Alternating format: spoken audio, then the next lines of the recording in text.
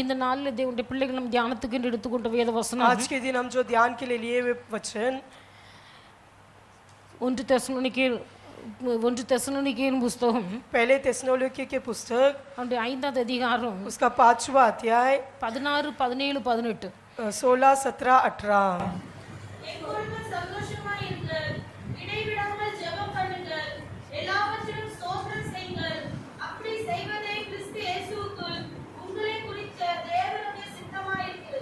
सदा आनंदित रहो, निरंतर प्रार्थना में लगे रहो, हर बातों में धन्यवाद करो, क्योंकि तुम्हारे लिए मसीह यीशु में परमेश्वर की यही इच्छा है।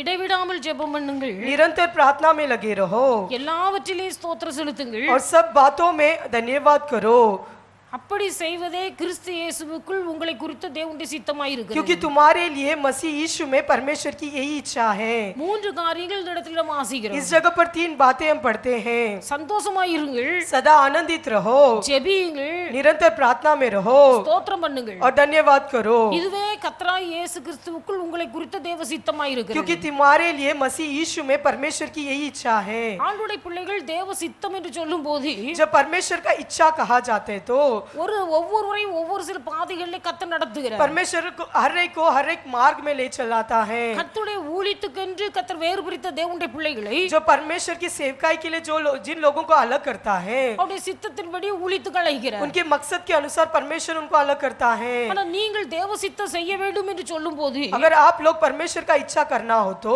எல்லாருக்குள்ளேயும் தேவ சித்தம் என்றால் என்ன என்கிற அறிவு இல்லாதபடிக்கு ஜனங்கள் आज காணப்படுகிறார்கள்। बहुत लोगों के अंदर ये ज्ञान नहीं है कि परमेश्वर का इच्छा क्या होता है। அப்போ தேவ சித்தம் என்று சொன்னால் உடனே ஊழியமா அப்படின்னு சொல்லி கேள்வி கேட்கிறார்। परमेश्वर का इच्छा है तो क्या वो सेवा करना है?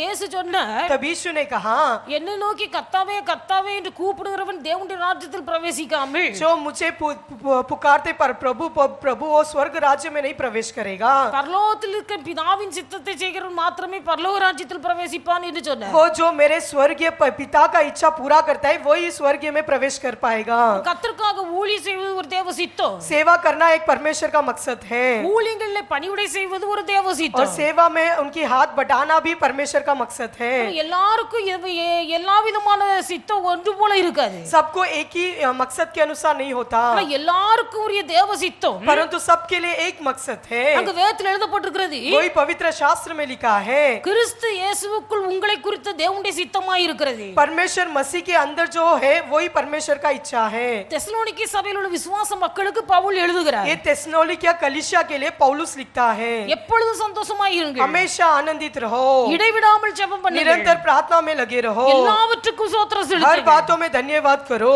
இதுவே உங்களை குறித்த தேவனுடைய சித்தமாய் यही இருக்கிறது। तुम्हारे लिए मसीह यीशु में परमेश्वर की वही इच्छा है। ஆண்டவருடைய பிள்ளைகள் சந்தோஷம் சந்தோஷம் என்று சொல்லும்போது, जब आनंद आनंद कहा जाता है, உலகத்துல பலவிதமான சந்தோஷங்களை குறித்து நாம் பார்க்கிறோம்। इस दुनिया में बहुत सारे आनंद देने वाली बातें हम देखते हैं। எல்லாவற்றிலும் மேலான ஒரு சந்தோஷம், सबसे बढ़कर क्या आनंद है? கர்த்தருடைய ஜெபத்தை கேட்டு பதில் தருவாரேயானால், जब परमेश्वर हमारी प्रार्थना सुनकर उत्तर देते समय கேட்கிற காரியம் கிடைக்கும் போது ஒரு பெரிய சந்தோஷம், जो भी हम मांगते हैं वो मिलने पर हमें बड़ा आनंद मिलता है। இப்படி अनेक சந்தோஷங்களை குறித்து நாம் வாசிக்கிறோம்। ऐसे बहुत सारे आनंद के बारे में पढ़ते हैं। விருந்து வீடு விருந்து கொண்டாடுவது சந்தோஷம், और जेवनार मनाना भी बड़ा आनंद है। சின்ன பிள்ளைகளுக்கு புது Dress எடுக்கும் போது பெரிய जब சந்தோஷம், छोटे बच्चों को नया ड्रेस मिलता है तो वो बहुत आनंदित होते हैं। ரொம்ப சின்ன பிள்ளைகளுக்கு சாக்லேட் வாங்கி கொடுத்தாலே பெரிய अगर சந்தோஷம்। उससे भी जो छोटे बच्चे अगर उनको एक चॉकलेट भी दे दे तो बहुत ही खुश हो जाते அப்ப हैं। எல்லாவற்றிலும் ஒரு சந்தோஷம் இருக்கிறது। सारे बातों में एक आनंद छिपा हुआ है। ஆனா பவுல் மறுபடியும் சொல்லுகிற ஒரு காரியம், परंतु पौलुस बार बार एक ही बातों को कहता है। 2 கொரிந்தியர் 13:11 நாம் வாசிக்கிறோம், दूसरे कोरिन्थियों के 13वां अध्याय में जब पढ़ते समय கடைசியாக சகோதரரே நீங்கள் சந்தோஷமாய் இருங்கள் என்று சொல்லுகிறார்। अंतिम में भाइयों आप आनंदित से रहना। பிலிப்பியர் 3:1 நாம் வாசிக்கும் और போது, फिलिपियों के पुस्तक 3वां अध्याय 1वां वचन में पढ़ते समय சகோதரரே நீங்கள் கர்த்தருக்குள் சந்தோஷமாய் இருங்கள் என்று சொல்லுகிறார்। भाइयों तुम मसीह में आनंदित रहो। பிலிப்பியர் 4:4 வாசிக்கும் போது, फिलिपियों के 4 में पढ़ते समय கர்த்தருக்குள் எப்பொழுதும் சந்தோஷமாய் இருங்கள், तुम परमेश्वर में सदा आनंदित रहो। சந்தோஷமாய் இருங்கள் என்று மறுபடியும் உங்களுக்கு சொல்லுகிறேன் என்று मैं சொல்லுகிறார்। फिर से कहता हूँ कि तुम आनंदित रहो। ஆண்டவருடைய பிள்ளைகள் परमेश्वर के लोग எப்பொழுதும் சந்தோஷமாய் இருங்கள், परमेश्वर में हमेशा आनंदित रहो।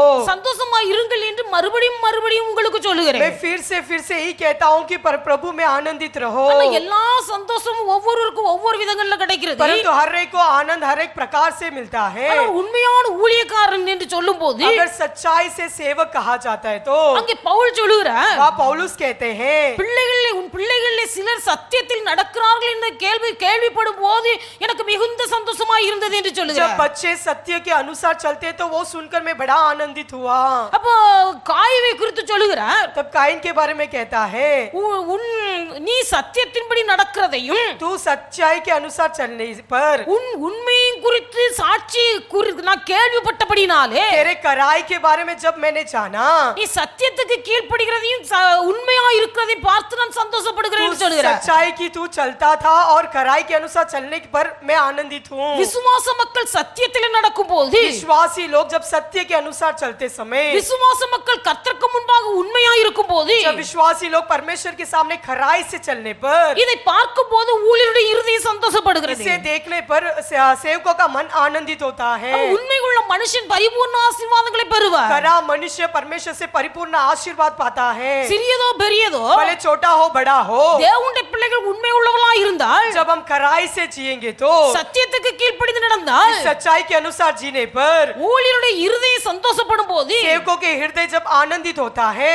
அது நமக்கு தானாகவே ஒரு ஆசீர்வாதமாக கடந்து வருகிறது. और वो अपने आप हमारे जीवन में आशीर्वाद ले आता है। அது அனுபவப்பட்டவர்கள் சொந்தமாய் சொல்ல முடியும். जब जो लोग अनुभव कर पाते हैं वो खुद से कह पाएंगे। அப்ப ஆசீர்வாதங்கள் பல விதத்துல வந்தாலும் आशीर्वाद भले बहुत प्रकार से हमारे जीवन पर आने पर ஊழியருடைய இருதயம் சந்தோஷப்பட்டாலே போதும் அது அவளுக்கு ஒரு ஆசீர்வாதம். जब सेवकों का हृदय आनंदित होता है तो वो एक आशीर्वाद मिलता है। அவருடைய இருதயம் எப்பொழுது சந்தோஷப்படுகிறது? कब उनका हृदय आनंदित होता है? விசுவாச மக்கள் சத்தியத்திலே நடக்கும்போது, जब विश्वासी लोग सच्चाई के अनुसार चलने पर, விசுவாச மக்கள் உண்மையா और இருக்கும்போது विश्वासी लोग खराई से चलने पर, அவருடைய இருதயம் சந்தோஷப்படுகிறது. तब उनका हृदय आनंदित होता है। இன்னைக்கு अनेक விசுவாசிகள் आज बहुत विश्वासियां எந்த ஒரு காரியமா இருந்தாலும் भले कुछ भी बातें क्यों ना हो, ஊழியர்களுக்கு தெரியக்கூடாது என்று மறைத்து வைக்கிறார்கள். सेवक को ये नहीं मालूम होना है कर वो छुपा कर रखते हैं, பிள்ளைகளுக்கு அதை சொல்லி கொடுத்து அப்படியே வளர்க்கறாங்க. और बच्चों को भी यही कहकर उन्हें पालते हैं। ஊழியர்கிட்ட சொல்லிராத, சிஸ்டர்ட்ட சொல்லிராத, तू सिस्टर के पास कुछ नहीं कहना,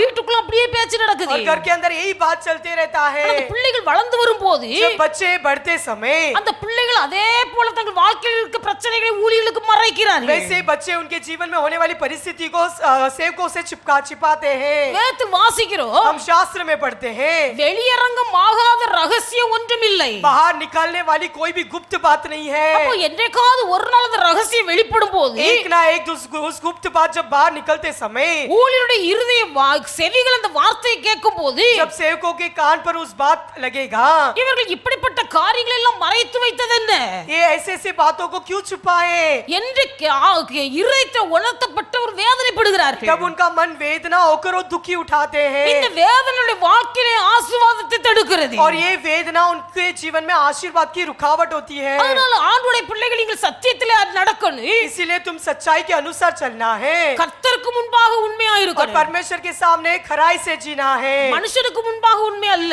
मनुष्य के सामने नहीं, கர்த்தருக்கு முன்பாக உண்மையா இருக்கணும். परमेश्वर के सामने खराई से चलना है। இப்படி உண்மையாய் நீங்கள் நடக்கும்போது जब तुम परमेश्वर के सामने खराई से चलने पर உங்கள் நிமித்த ஊழியர்கள் மட்டுமல்ல, तुम्हारे निमित्त सिर्फ सेवकों नहीं, உங்கள் வாழ்க்கையிலே சந்தோஷம் நிலை கொண்டிருக்கு. और तुम्हारे जीवन भी आनंद रहेगा। அப்ப ஆண்டவருடைய பிள்ளைகள் வேதத்தில் வாசிக்கிறோம், நீங்கள் எல்லாவற்றிலும் சந்தோஷமாயிருங்கள். और पवित्र शास्त्र में पढ़ते कि सारे बातों में आनंदित से रहो, எப்பொழுது சந்தோஷமாயிருங்கள். हमेशा आनंदित रहो, அப்ப எப்போது சந்தோஷமாகவே இருக்கணும். सदा हमें आनंदित से रहना है, எல்லா சூழ்நிலையிலும் சந்தோஷமாயிருக்கணும். हर परिस्थिति में हमें आनंदित से रहना அந்த है। சந்தோஷம் நமக்குள்ள எப்ப உண்டாகிறது? कब ये आनंद हमारे अंदर होता है? இயேசு நமக்குள்ள இருக்கும்போது, जब यीशु हमारे अंदर रहने पर, இயேசுவின் சித்தப்படியே நான் ஜீவிக்கிறேன் என்கிற நிச்சயம் நமக்குள்ள இருக்கும்போது, जब हमारे अंदर ये निश्चय होगा कि यीशु मसीह की मकसद के अनुसार चल रहा हूँ, தேவன் அனுமதிக்காத ஒரு காரியம் என் தலைமுடியிலிருந்து ஒன்று கூட விழாது என்கிற நிச்சயம் இருக்கும்போது, अगर परमेश्वर की अनुमति के बिना मेरे सिर के बाल न गिरेंगे ये निश्चय होगा तो, கர்த்தரே என்னை இந்த பாதையில நடத்துகிறார் என்கிற நிச்சயம் இருக்கும்போது, अगर परमेश्वर ही मुझे इस मार्ग पर चला रहा है ये निश्चय होने पर, அவளுக்கு எந்த காரியத்தை குறித்து கவலை வராது. वो कोई बातों की चिंता नहीं करेंगे, தைரியமா சொல்லுவார்கள், वो बड़े हियाव से कहेंगे, தேவன் அனுமதியாமல் என் வாழ்க்கையில எந்த காரியம் சம்பவிப்பாது. परमेश्वर की अनुमति के बिना मेरे जीवन में कोई भी बातें नहीं होगा, வாழ்க்கை வாழ்க்கையில் இப்படி ஒரு காரியம் குறுக்கிடுகிறது என்று சொன்னால் अगर मेरे जीवन में ऐसे परिस्थिति हुआ है तो நான் கர்த்தருக்குள் இருக்கிறபடினால் मैं परमेश्वर के अंदर हूँ, इसीलिए கர்த்தரே என்னை இந்த பாதையில் நடத்துகிறார். परमेश्वर ही मुझे इस मार्ग पर ले चल रहा है. சந்தோஷமாய் ஏற்றுக்கொள்ள முடியும். वो आनंद से स्वीकार कर सकते हैं, இதுதான் துன்பத்திலும் சந்தோஷமாய் இருப்பது, क्योंकि दुख में ही आनंदित रहना வேதனையிலும் சந்தோஷமாய் और இருப்பது. वेदना में आनंदित रहना. அந்த ஆபகுக் தீர்க்கதரிசி சொன்னார், इसलिए आबहूब भविष्यद्वक्ता कहता है, அத்திமரம் துளிர் விடாமல் போனாலும் நான் கர்த்தருக்குள் சந்தோஷமாய் இருப்பேன். भले अंजीर का पेड़ फल न दे तो भी मैं आनंदित रहूंगा, திராட்சை செடியிலே பழம் இல்லாமல் போனாலும் நான் கர்த்தருக்குள் சந்தோஷமாய் இருப்பேன். दाखलता में फल न मिले फिर भी मैं आनंदित से रहूंगा,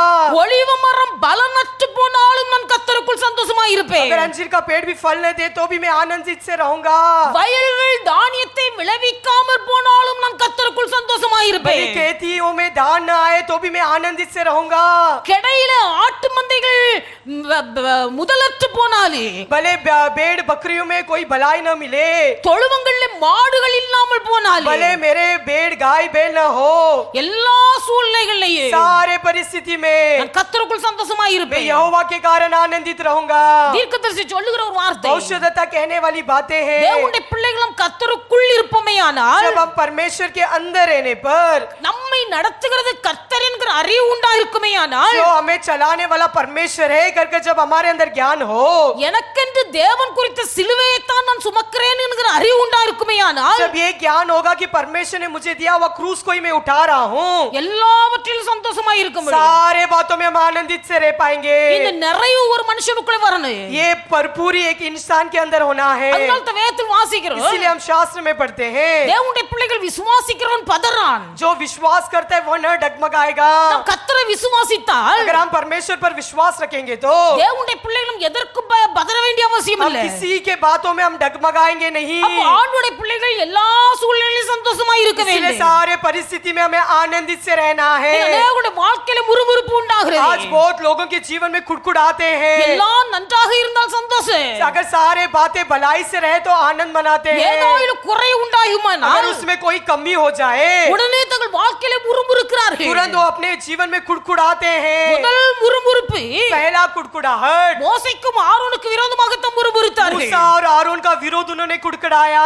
6 லட்சத்துக்கு அதிகமான ஜனங்களை வழிநடத்தி கொண்டு வருகிறார் மோசே. 6 लाख से भी अधिक लोगों को मूसा चला रहा है. நம்ம வீட்ல 4 பிள்ளைகளை பத்தி மேய்ப்பது நமக்கு அவ்வளவு கஷ்டமா இருக்கு. हमारे घर पर 4 बच्चों को पालना हमें बड़ा ही तकलीफ होता है. ஆனா 6 லட்சத்துக்கு அதிகமான இஸ்ரவேல் ஜனங்களை வனாந்தரத்தில் வழிநடத்தி கொண்டு வருகிறார். 6 लाख अधिक लोगों को जंगल में वो चला रहा है. 6 லட்சத்துக்கு அதிகமான ஜனங்களுக்கு ஒவ்வொரு நாளும் சாப்பாடு தண்ணீர் கொடுக்க வேண்டும். और 6 लाख से अधिक लोगों को हर एक दिन उन्हें भोजन देना है, पानी देना है. எல்லா தேவைகளுக்கும் மோசேயுடைய கண்கள் கர்த்தரையே நோக்கி பார்க்கிறது. हर जरूरतों के लिए मूसा का नजर सिर्फ परमेश्वर की ओर टिका है. ஆனா ஏதாவது ஒரு குறை வருமேயானால், अगर उसमें कोई कमी हो जाए இஸ்ரவேல் ஜனங்கள் முறுமுறுப்பது மோசேக்கும் ஆரோனுக்கு விரோதமாக. और इसलिए लोग तुरंत मूसा और हारून के विरुद्ध कुड़कुड़ाने लगते हैं. அவர்கள் மோசேக்கும் ஆரோனுக்கு விரோதமாய் முறுமுறுக்கும் போது जब वो मूसा और हारून के विरुद्ध कुड़कुड़ाते समय கர்த்தர் சொல்லுகிறார், तब परमेश्वर कहता है, நீங்கள் முறுமுறுக்கிற முறுமுறுப்பு ஆரோனுக்கு மோசேக்கு விரோதமாய் அல்ல. तुम जो भी कुड़कुड़ाते हैं कुड़कुड़ापन सिर्फ मूसा और हारून की सिर्फ नहीं, ஜனங்கள் எனக்கு விரோதமாகவே முறுமுறுத்தார்கள். लोग मेरे ही विरोध कुड़कुड़ाए हैं. தேவனுடைய பிள்ளைகளுடைய வாழ்க்கையில முறுமுறுப்பு இருக்க கூடாது. हमारे जीवन में कुड़कुड़ाहट नहीं होना है. எல்லா சூழ்நிலையிலும் சந்தோஷமா இருக்கும். सारे परिस्थिति में हमें आनंद से रहना है. அப்ப வேதத்தில் வாசிக்கிறோம், हम पवित्र शास्त्र में पढ़ते हैं, முகமா நம்ம இருதயம் சந்தோஷமா இருந்தால் अगर हमारा मन आनंदित से रहे तो முகத்துல ஒரு பெரிய மலர்ச்சி और உண்டாகிறது. हमारा चेहरा खिल जाता है. இருதயம் சந்தோஷமா இருக்கும் போது முகத்துல ஒரு மலர்ச்சி. जब हमारा मन आनंदित होने पर हमारा चेहरा खिलखिलाता है. அநேக விசுவாச மக்களை பார்க்கும்போது மற்றவர்கள் சொல்லுகிறார்கள், अगर बहुत विश्वासी लोगों को देखकर दूसरे लोग ये कहते हैं, இவருடைய முகத்தில் இருக்கிற ஒரு வெளிச்சம், इनके जो चेहरे में दिखाने वाली ज्योति இவருடைய முகத்தில் இருக்கிற ஒரு தெய்வீக சமாதானம், और इनके चेहरे में दिखने वाले परमेश्वर का शांति இவர்களை பார்க்கும் போதே இவர்கள் கிறிஸ்தவர்கள் என்பதை வெளிக்காட்டுகிறது. इन्हें देखने पर ये मसीह के लोग ही कर हम जानते हैं. தேவனுடைய பிள்ளைகள் எப்போதும் சந்தோஷமா இருக்க इसलिए வேண்டும். हमेशा हमें आनंद से रहना है. நாம் துக்கப்படுவதனால ஒரு முழத்தை கூட்டவும் முடியாது, குறைக்கவும் முடியாது. हम दुख होने से ना ही एक ना बढ़ा सकते हैं ना ही घटा पाएंगे. சரீரத்துல ஒரு முழம் கூட்டவும் முடியாது, குறைக்கவும் और முடியாது. शरीर में भी हमें कोई बात बढ़ा भी नहीं पाते और घटा भी नहीं पाते हैं। நாம் கவலைப்படுகிறதுனால நம்ம தலைமுடியில ஒண்ணு வெள்ளையாக்கவும் முடியாது கருப்பாக்கவும் முடியாது हम दुख उठाने से हमारे सिर के बालों को हम सफेद भी नहीं कर पाएंगे, काला भी नहीं कर पाएंगे। அதனால ஆண்டவருடைய பிள்ளைகள் நாம் கவலைப்படுவதனாலோ துக்கப்படுவதனாலோ நம்மளால ஒன்று செய்ய முடியாது इसीलिए हमें दुख उठाना, वेदना उठाने से हम कुछ नहीं कर पाएंगे। நாம் துக்கப்படும் போது जब हम दुख उठाते समय, கவலைப்படும் போது जब हम चिंता में रहते समय, இந்த துக்கமும் கவலையும் வேதனையும் ये दुख, चिंता और वेदना நம்முடைய வாழ்க்கையில சோர்வை உண்டாக்கி हमारे जीवन में उदास को ले आकर சரீரத்தில் பலவிதமான வியாதிகளை கொண்டு और வருகிறது शरीर में बहुत सारे बीमारियों को ले आता है। அதனால ஆண்டவருடைய பிள்ளைகள் எப்போதும் கர்த்தரை துதிக்க வேண்டும் इसीलिए हमें हमेशा परमेश्वर की स्तुति करना है, எப்பொழுதும் சந்தோஷமாய் இருக்க வேண்டும் हमेशा हम परमेश्वर में आनंदित रहना है। வாய் திறந்து சொல்லிரலாம் हम मुंह खोलकर तो बोल सकते हैं, எப்பொழுதும் சந்தோஷமாய் இருங்க सदा आनंदित रहो, எல்லா சூழ்நிலையிலும் சந்தோஷமாய் हर இருங்க परिस्थिति में आनंदित से रहो, ஆபஹூக்கை போல हाबहू के समान। வாழ்க்கையில எத்தனை பிரச்சனைகள் வந்தாலும் சந்தோஷமாய் இருங்க भले जीवन में कितना भी समस्या क्यों ना हो, उसमें तुम आनंदित से रहो। யோபு சொல்லுகிறார் अय्यूब ने कहा, கர்த்தருடைய கரத்திலிருந்து இத்தனை நன்மைகளை பெற்றனா जो परमेश्वर के हाथों से मैंने इतना भलाई पाया, அவருடைய கரத்திலிருந்து நாம் தீமையை பெற்றுக்கொள்ள கூடாதோ क्या उसके हाथों से बुराई नहीं पाऊं? நன்மையெல்லாம் பெற்றுக்கொள்ளும் போது சந்தோஷப்பட்ட லோத் யோபுவின் மனைவி जब अय्यूब की पत्नी भलाई पाने के समय जब आनंद उठाई, கஷ்டங்கள் வரும்போது விலகி போகிறாய் और कष्ट आते समय उससे दूर हटती है। நன்மை தரும்போது சந்தோஷப்படுகிறாய் जब भलाई मिलते समय हम आनंद होते हैं, அதே சமயத்தில் ஏதாவது குறை வரும்போது जब उसी में कुछ कमियां निकलते समय அவருடைய பிள்ளைகளுடைய வாழ்க்கை எப்படி இருக்கிறது என்பதை நாம் கவனித்து பார்க்க हमारा வேண்டும் जीवन किस प्रकार है, इसे हमें ध्यान देना है। எல்லா நாளும் ஒன்று போல இருக்காது सब एक ही दिन, एक ही समान नहीं होगा, ஆனா எல்லா சூழ்நிலை தேவனுடைய பிள்ளைகள் சந்தோஷத்தை காத்துக்கொள்ள परंतु हर परिस्थिति में हमें परमेश्वर का आनंद की रक्षा करना है। அல்லேலூயா हालेलुया, அல்லேலூயா हालेलुया। ஆண்டவருடைய பிள்ளைகளுடைய முகத்திலே நாம் துக்கத்தை காணக்கூடாது हमारे चेहरों में दुख नहीं दिखना है। அதனால தான் சிலர் சொல்லுவாங்க इसलिए कोई लोग कहते हैं, சிலருடைய முகத்தை பார்த்தா अगर किसी का चेहरा देख ले, எப்பவும் அது 6 மணி மாதிரி இருக்கும் हमेशा वो அது 6 மணி இல்லைன்னா 6:30 மணி மாதிரி தொங்கிதான் இருக்கும் वो 6:30 जिस प्रकार बसते हैं वैसे उनका मुंह भी लटकता है। ஆனா விசுவாச பிள்ளைகளுடைய முகம் परंतु विश्वासियों के चेहरा எப்பொழுதும் சிரித்த முகமா அப்படி 9:15 மணி மாதிரி இருக்கணும் அப்படி சொல்றாங்க हमेशा उनका मुंह खिला हुआ 9 के समान होना चाहिए। அப்ப எப்பொழுதும் விசுவாச மக்களுடைய முகம் ஒரு 9:15 மணியை போல அப்படி சிரித்த முகமா இருக்க வேண்டும் और विश्वासियों के चेहरा हमेशा खिला हुआ रहना चाहिए। அதனால ஆண்டவருடைய பிள்ளைகள் எப்போதும் சந்தோஷமா இருக்காரு इसलिए हमेशा आनंदित से रहो। அதனால இந்த சந்தோஷம் உங்களுக்குள்ளே நிறைவாய் இருக்க வேண்டுமானா अगर ये आनंद तुम्हारे अंदर भरपूरी से रहना है तो ஒரு அசைக்க முடியாத நிச்சயம் நமக்குள்ள உண்டாயிருக்கணும் हमारे अंदर एक अच्छा निश्चय होना चाहिए, நான் கர்த்தருக்குள் இருக்கிறேன் मैं प्रभु के अंदर हूँ கர்த்தர் என்னை और நடத்துகிறார் परमेश्वर मुझे चला रहा है எனக்கு தந்த சிலுவையை நான் சுமந்து கொண்டு போகிறேன் और मुझे तो दिया हुआ क्रूस को मैं उठा रहा हूँ தேவன் அனுமதியாமல் எந்த காரியமும் வாழ்க்கையில और சம்பவிக்காது परमेश्वर के अनुमति के बिना मेरे जीवन में कुछ नहीं होगा।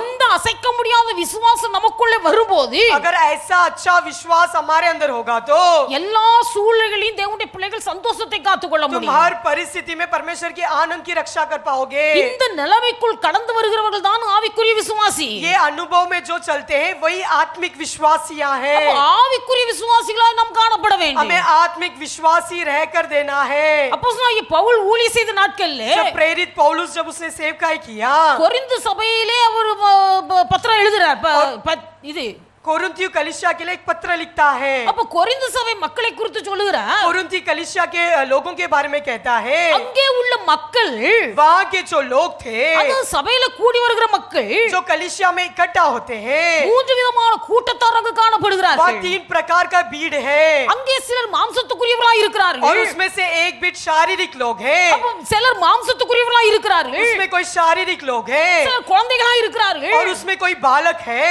அப்ப சிலர் ஆவிக்குரியவர்களாய் और இருக்கிறார்கள் कुछ लोग ही आत्मिक लोग हैं அப்ப மாம்சத்துக்குரியவர்கள் இருக்கிறார்கள் और शारीरिक लोग भी हैं ஜென்ம சுபாவம் உள்ளவர்கள் और இருக்கிறார்கள் उनका जन्म स्वभाव के लोग भी हैं ஆவிக்குரியவர்கள் और இருக்கிறார்கள் आत्मिक लोग भी हैं। சபையாய் கூடி வருகிற தேவனுடைய பிள்ளைகள் जो कलीसिया के अनुसार इकट्ठा होने वाले लोग மூன்றுல ஒரு பங்கு ஆவிக்குரியவர்கள் 3 में 1 भागी आत्मिक लोग हैं, மற்ற 2 பங்கு बाकी के 2 भाग, ஒரு பங்கு மாம்சத்துக்குரியவர்கள், उसमें से एक भाग शारीरिक के हैं ஒரு பங்கு ஜென்ம சுபாவத்தார். और दूसरा जन्म स्वभाव के लोग हैं। எவ்வளவுதான் சபைக்குள்ளே கடந்து भले வந்தாலும், कितना ही वो कलीसिया में आए, எவ்வளவுதான் ரட்சிக்கப்பட்டேன் என்று சொன்னாலும், कितना ही वो कहे कि मैं उद्धार पाया हूँ, பரிசுத்த ஆவியின் அபிஷேகத்தை பெற்று அந்நிய பாஷை பேசுகிறவர்களா இருந்தாலும், भले पवित्र आत्मा का अभिषेक पाकर अन्य भाषा क्यों बोलने वाले क्यों न हो, அந்த ஜென்ம சுபாவம் என்பது அவரை விட்டு மாறாது. परंतु उनके अंदर जो जन्म स्वभाव है वो कभी नहीं मिटता। அப்போஸ்தலனாகிய பவுல் செய்த ஊழியத்தின் நாட்களிலேயே இப்படிப்பட்ட ஜனங்கள் இருந்திருப்பார்களேயானால், अगर प्रेरित पौलुस सेवकाई करते समय उनके जमाने में ऐसे लोग थे तो இந்த நாட்களில் அப்படிப்பட்ட ஜனங்கள் இருப்பது அதிக உறுதி. और इस दिनों में वैसे लोग जरूर रहेंगे, அப்ப ஜென்ம சுபாவம் உள்ள மக்கள். जो जन्म स्वभाव के लोग। கடந்த நாட்களில் ஒரு சகோதரி சொன்னார்கள், पिछले दिनों में एक बहन ने मुझसे ऐसा कहा, என் மகன் ரொம்ப கோவப்படுவான், मेरा बेटा बहुत गुस्सा करता है, ஒரு வார்த்தை கீழ்ப்படிய மாட்டான், मेरी एक भी बात नहीं सुनता, அவன் நிமித்தமாய் குடும்பத்துக்குள்ள சில பிரச்சனைகள் உருவாகிறது. उसके द्वारा हमारे परिवार में कुछ समस्या होती है। ஆனால் என்றைக்கு ஆராதிக்க வர ஆரம்பித்தானோ, कब वो आराधना में आना शुरू किया, அன்றையிலிருந்து படிப்படியா அவனுடைய வாழ்க்கையில் மாற்றம் உண்டாகி, उसके जीवन में थोड़ा थोड़ा एक सुधार हुआ। அவனுடைய வாழ்க்கையில இப்பொழுது ரொம்ப கோபம் குறைந்து விட்டது என்று சொல்கிறார். अभी उसके जीवन में क्रोध कम हुआ। இன்றைக்கு நாம் எப்படி இருக்கிறோம்? परंतु आज के दिन हम कैसे हैं? வருஷக்கணக்காய் ஆராதிக்க हम வந்தாலும் सालों सालों से आराधना को आते हैं, அந்த ஜென்ம சுபாவம் மாறவில்லை. परंतु हमारे अंदर की जन्म स्वभाव अब तक नहीं बदला। தேவனுடைய பிள்ளைகளுக்குள்ளே பகுத்தறிவு உண்டாயிருக்கிறது. हमारे अंदर अच्छा भेद विवाद का स्वभाव होना चाहिए। சிலர் மாம்சத்துக்குரியவர்களா இருக்கிறார்கள். कोई लोग शारीरिक के स्वभाव के लोग हैं, அந்த மாம்சத்துக்குரியவர்கள் தான் பெலிஸ்தியர்கள். और जो शारीरिक लोग हैं वही पेलिस्ती लोग हैं। கர்த்தருடைய நாமத்தை நிந்திக்கிறவர்கள், वो परमेश्वर की नाम की निंदा करते हैं, கர்த்தருடைய பிள்ளைகளை வைத்தவருடைய நாமத்தை நிந்திக்கிறவர்கள், क्योंकि फेलिस्ती लोग परमेश्वर की लोगों की नाम की निंदा करते हैं, கர்த்தருடைய நாமத்தை वो தூசிக்கிறவர்கள். परमेश्वर के नाम की टट्ठा उड़ाते हैं। அதான் பவுல் சொன்னார், इसलिए पौलुस कहता है, எழுதி இருக்கிறபடியே जिस प्रकार लिखा है, கிறிஸ்துவின் நாமம் உங்கள் மூலமாய் மகிமைப்படுவதற்கு பதிலாக यीशु मसीह का नाम तुम्हारे द्वारा महिमा होने से बदले, கிறிஸ்துவின் நாமம் உங்கள் நிமித்தம் தூசிக்கப்படுகிறது. परंतु मसीह का नाम आपके द्वारा निंदा होता है। விசுவாசிகளை பார்த்து சொல்லுகிறார், विश्वासियों को देखकर ही वो कहता है, கிறிஸ்துவின் நாமம் உங்களை கொண்டு மகிமைப்படுவதற்கு பதிலாக मसीह का नाम तुम आप लोगों के द्वारा महिमा होने से बदले, கிறிஸ்துவின் நாமம் உங்களை கொண்டு தூசிக்கப்படுகிறது. परंतु मसीह का नाम तुम्हारे द्वारा निंदा उठता है। அப்ப யாரை கொண்டு கர்த்தருடைய நாமம் தூசிக்கப்படுகிறதோ किसके द्वारा परमेश्वर का नाम की निंदा होता है? சொல்லுங்க, இவர்களா விசுவாசிகள்? ये लोग विश्वासी हैं। இவர்கள் ஆராதனைக்கு வேதத்தை தூக்கி கொண்டு வந்து என்ன ये तो பிரயோஜனம்? पवित्र शास्त्र उठाकर आराधना में आकर क्या फायदा? இருக்கிற இடத்துல சாட்சி இல்ல, जिस जगह पर रहते वहाँ गवाही नहीं है, கூடி இருக்கிற சால்ல சாட்சி இல்ல, और रहने वाले चौलों में गवाही नहीं है, கூடி வந்து ஆராதிக்கிற சபைக்குள்ள சாட்சி இல்ல, और इकट्ठा होकर आने वाली आराधना में गवाही नहीं है, கூட சேர்ந்து பழகுறவங்களுக்கு மத்தியில சாட்சி இல்ல. और साथ रहने वाले के बीचों में गवाही नहीं है। மாம்சத்துக்குரியவர்கள், ये लोग शारीरिक लोग हैं। அந்த மாம்சத்துக்குரியவர்களை இனங்கண்டு கொண்டு उस शारीरिक लोगों को पहचान कर தேவனுடைய பிள்ளைகள் நம்முடைய ஐக்கியம் हमारा संगति ஆவிக்குரிய விசுவாசிகளோடு கூட இருக்கணும். आत्मिक विश्वासियों के संग रहना है। இந்த ஆவிக்குரிய விசுவாசிகளுக்கு திடப்படுத்துவார்கள், आत्मिक विश्वासी तुम्हें दृढ़ कराएंगे, ஆவிக்குரிய விசுவாசிகளுக்கு और தைரியப்படுத்துவார்கள். आत्मिक विश्वासी तुम्हें हियाव बांधेंगे। அதனால தேவனுடைய பிள்ளைகள் நன்றான அறிவு உண்டாயிருக்கணும். इसलिए हमारे अंदर अच्छा ज्ञान होना है। நம்முடைய ஐக்கியம் ஆவிக்குரிய மக்களோடு கூட இருக்கும்போது अगर हमारा संगति आत्मिक लोगों के साथ रहने पर, அவர்கள் நம்மை தைரியப்படுத்தும் போது திடப்படுத்தும் போது जब वो हमें हियाव बांधेंगे, दृढ़ करेंगे, நமக்குள்ள அந்த சந்தோஷம் குறையாமல் பார்த்துக்கணும். हमारे अंदर आनंद की कमी नहीं होगी। நான் விசுவாசியா இருந்த நாட்கள்ல जब मैं विश्वासी थी, என் கூட வந்து தேன்மொழி அக்கா என் கூட எப்பவும் இருப்பாங்க. मेरे साथ एक बहन तेनमूली कर कर वो मैं हमेशा मेरे साथ रहती थी। நான் சில நேரம் சனிக்கிழமையே நான் போயிருவேன் தாராவிக்கு. कभी कभी धारावी को मैं शनिवार को ही चली जाती थी। சனிக்கிழமை காலைல உபவாசம் முடிச்சு ராத்திரி காத்திருப்பு கூட்டம் நடத்திட்டு அப்புறமா அடுத்த நாள் ஆராதனை முடிச்சிட்டு நான் வருவேன். और मैं सुबह की शनिवार की उपवास की प्रार्थना खत्म कर कर और इंतजार की प्रार्थना भी खत्म कर कर और रविवार की आराधना खत्म कर कर ही घर आती थी। அப்ப சனிக்கிழமை நான் போயிட்டேன்னு தெரிஞ்சுன்னா அந்த அக்கா சனிக்கிழமை வந்துருவாங்க. अगर मैं शनिवार चर्च गई ये पता होता तो वो बहन भी आ जाती थी। அப்ப சனிக்கிழமை ராத்திரி நாங்க ரெண்டு பேரும் உட்கார்ந்து ஜெபம் பண்ணுவோம். और शनिवार रात पूरा हम दोनों बहन मिलकर प्रार्थना करते थे। 3 மணி ஆனாலும் 4 மணி ஆனாலும் ஜெபத்திலே உட்கார்ந்துருப்போம். 3 बज जाता था, रात 4 बज जाता था तो भी हम प्रार्थना में ही रहते थे। சில நேரத்துல அப்படி பாஸ்டர் பாப்பாங்க, மேல ஒரு ஜன்னல் இருக்கும் அதுலோடி क्योंकि पास्टर के ऊपर की कोठरी में वहाँ एक खिड़की रहता था।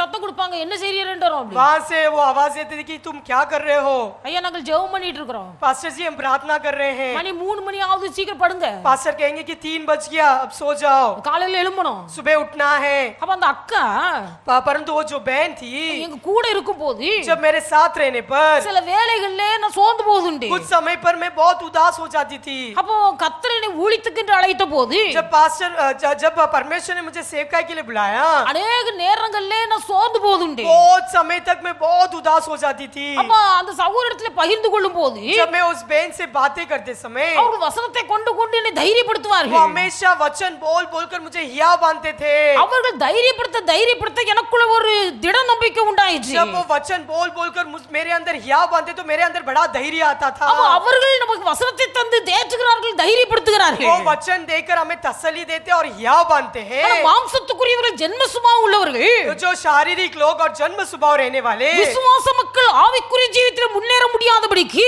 जब विश्वासी लोग आत्मिक रीति में आगे न बढ़ते हुए அவர்கள் ஒருபடி முன்னே போகும்போது 4 படி கீழே இறக்கி போடுகிறார்கள். अगर एक सीढ़ी अगर चढ़ जाए तो वो 4 सीढ़ी और नीचे उतर जाते हैं। அவங்களுடைய பிள்ளைக்கு நமக்கு அறிவு உண்டாயிருக்கனே. तो हमारे अंदर अच्छा ज्ञान होना है। இந்த அறிவு நமக்கு உண்டாகி अगर ये ज्ञान हमारे अंदर होगा तो ஆவிக்குரிய மக்களோடு ஐக்கியம் நமக்கு பெருகி आत्मिक लोगों के साथ संगति बढ़कर வாழ்க்கையிலே முன்னேறும் போது जब जीवन में आगे बढ़ते समय வாழ்க்கையிலே சந்தோஷம் நிலை तो கொண்டிருக்கும். हमारा जीवन में आनंद टिका रहेगा।